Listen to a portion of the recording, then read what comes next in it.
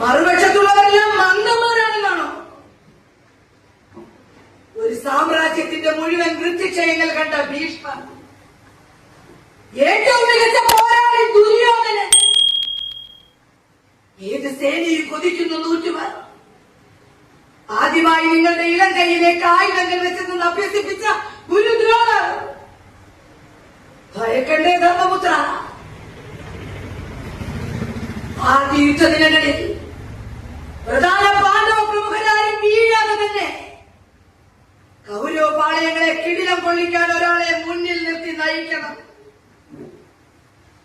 പരീക്ഷ പോലെ പാണ്ഡവരെ പൊതിഞ്ഞു കാക്കാൻ ബലമുള്ള ഒരാളെ നമ്മൾ കണ്ടെത്തിയേ തീരൂ. ഒരു മനുഷ്യ പരിചയം.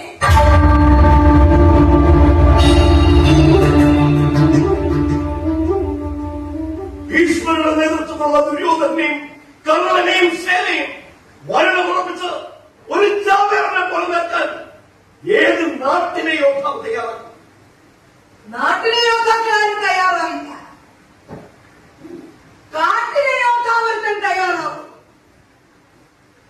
ഭീമസേനന് കിടുപ്പിയിലുണ്ടായ കാട്ടാളച്ചക്കൻ